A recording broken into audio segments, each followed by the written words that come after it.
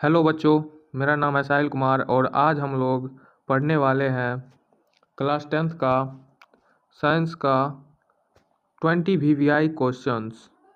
Science का 20 VVI questions जो कि काफ़ी इम्पोर्टेंट है क्लास 10th के लिए। इस चैनल पर आज से यही सब चीज़ मिलेगा। तो नंबर 1 क्वेश्चन है, फोकस दूरी तथा वक्रता त्रिज्या के बीच संबंध है।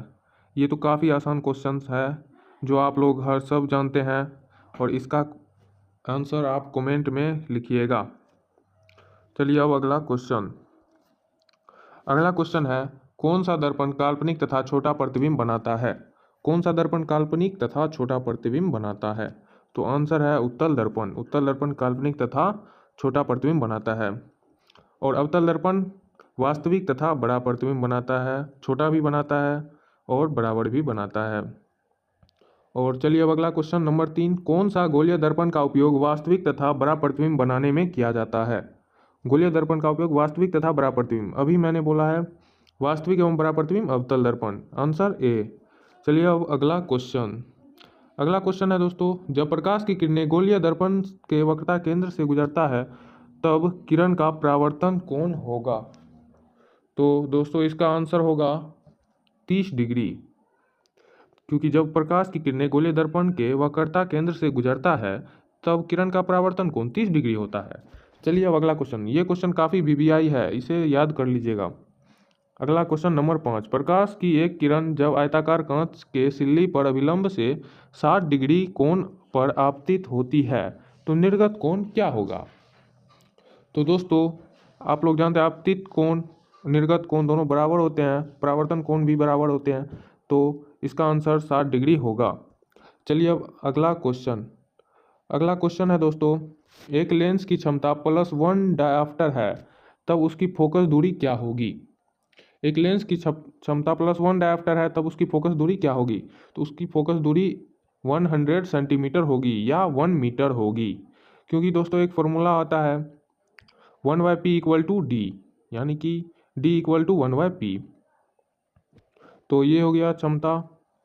चलिए अब अगला क्वेश्चन 7, एक बिंब समतल दर्पण के सामने 20 सेंटीमीटर दूरी पर रखी है, प्रतिबिंब की दूरी बिंब से कितनी होगी? तो ये दोस्तों न्यूमेरिकल्स है, चूंकि इतना दिन हो गया है तो आप लोग इस न्यूमेरिकल को बनाकर आप कमेंट बॉक्स में लिखिएगा।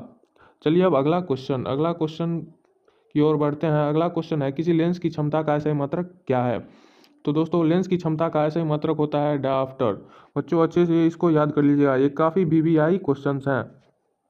चलिए अब अगला क्वेश्चन, मानव नेत्र में किसी बिंब का प्रतिबिंब बनता है, तो मानव नेत्र में किसी बिंब का प्रतिबिंब किस पर बनता है? तो रेटिना पर बनता है, ऑप्शन ए सही है। चलिए अब अगला क्वेश्चन है दोस्तों, अगला क्वेश्चन है बच्चों, एक स्वस्थ नेत्र के लिए स्पष्ट दृष्टि का न्यूनतम दूरी क्या होगा? तो स्पष्ट दृष्टि का न्यूनतम दूरी 25 सेंटीमीटर होता है, जो कि 10 का ए होगा। चलिए अब अगला क्वेश्चन की ओर बढ़ते हैं, किसी मानव नेत्र का दूर बिंदु क्या होता है? जहाँ तक वो देख सकता है, यानी कि दूर बिंदु क्या होगा? और यहाँ पर क्या है, क्वेश्चन क्या कह रहा है, किसी मानव नेत्र का दूर बिंदु होता है अनंत 11 का अनंत, किसी मानव नेत्र का दूर बिंदु होता है अनंत पर, ये तो हम सब जानते हैं। चलिए अब अगला क्वेश्चन, एम्पियर सेकेंड किस भौतिक राशि का मात्रक है? दोस्तों है ना ये VVI क्वेश्चन, ये काफ़ी VVI क्वेश्चंस हैं, इसे सब याद कर लीजिएगा बच्चों। 12 नंबर का क्वेश्चन कह रहा है एम्पियर सेकेंड किस भौतिक राशि का मात्रक है? तो दोस्तों 12 नंबर का आंसर होगा आवेश, क्योंकि आवेश का ऐसा मात्रक कूलम होता है और कूलम एम्पियर सेकेंड इसका होता है ऐसा ही मात्रक, कूलम को एम्पियर सेकेंड भी लिख सकते हैं। चलिए अब अगला क्वेश्चन की ओर बच्चों बढ़ते हैं। नंबर 13, ओम के नियम के अनुसार विद्युत धारा प्रतिरोध तथा विभवांतर में संबंध क्या है? ये दोस्तों काफ़ी VVI क्वेश्चंस हैं और ये मुझे लगता है आप सभी को याद होगा, क्योंकि ये काफ़ी आसान भी है, V = IR। चलिए अब अगला क्वेश्चन की ओर बढ़ते हैं। अगला क्वेश्चन है, किसी चालक के प्रतिरोध का ऐसे मात्रक। तो बच्चों चालक का प्रतिरोध का ऐसे मात्रक क्या होता है?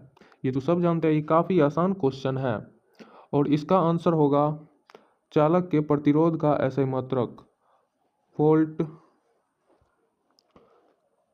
तो इसका आंसर वोल्ट। विद्युत शक्ति के लिए सूत्र है, विद्युत शक्ति का सूत्र आप लोग क्या जानते हैं? तो बच्चों विद्युत शक्ति का सूत्र होगा P = VI। V और I विद्युत धारा। चलिए अब अगला क्वेश्चन की ओर बढ़ते हैं। अगला क्वेश्चन है, विद्युत बल्ब में निष्क्रिय गैस इसलिए भरा जाता है कि टंगस्टन के फिलामेंट क्या नहीं हो, वाष्पित नहीं हो जाते हैं। चलिए अब अगला क्वेश्चन 17, कौन सा गैस खाना बनाने के लिए उपयोग नहीं करते हैं? कौन सा गैस खाना बनाने के लिए उपयोग नहीं करते हैं? तो CNG, ये तो ऑफिशियली सब जानते हैं क्योंकि CNG से कार चलाई जाती है, बाइक चलाई जाती है। चलिए अब अगला क्वेश्चन की ओर बढ़ते हैं। अगला क्वेश्चन है बच्चों, निम्न में कौन दिष्ट धारा उत्पन्न करता है? तो निम्न में दिष्ट धारा उत्पन्न कौन करता है? दिष्ट धारा मतलब DC, यानी कि जनरेटर से DC उत्पन्न होता है। चलिए अब अगला क्वेश्चन, निम्न में से कौन सा भाग वस्तु विद्युत मोटर का नहीं है? विद्युत मोटर का भाग कौन सा नहीं है? तो बच्चों इसका आंसर होगा लेंस, क्योंकि विद्युत मोटर में तो लेंस नहीं लगता है। तो इसी के, चलिए अब 19 क्वेश्चन खत्म कर दिए हैं। चलिए अब अगला क्वेश्चन 20, CNG किस प्रकार का गैस है? तो बच्चों CNG किस प्रकार का गैस है, ये देखिए बच्चों काफ़ी VVI क्वेश्चंस हैं, इन्हें सब याद कर लीजिएगा आप सब। तो बच्चों इसका आंसर होगा CNG, संपीड़न प्राकृतिक गैस, जो इसका फुल फॉर्म भी है। चलिए अब लास्ट क्वेश्चन 21 नंबर, सौर ऊर्जा एक ऑफिशियली नवीकरणीय स्रोत है क्योंकि ये प्राकृतिक है। और बच्चों आज के लिए बस इतना ही, मिलते हैं नेक्स्ट क्लास में। और आज से हम फिजिक्स का या फिर 10th का ऑब्जेक्टिव क्वेश्चंस कराते रहेंगे और आप लोग जुड़ते रहिएगा। चलिए अब हो गया क्लास।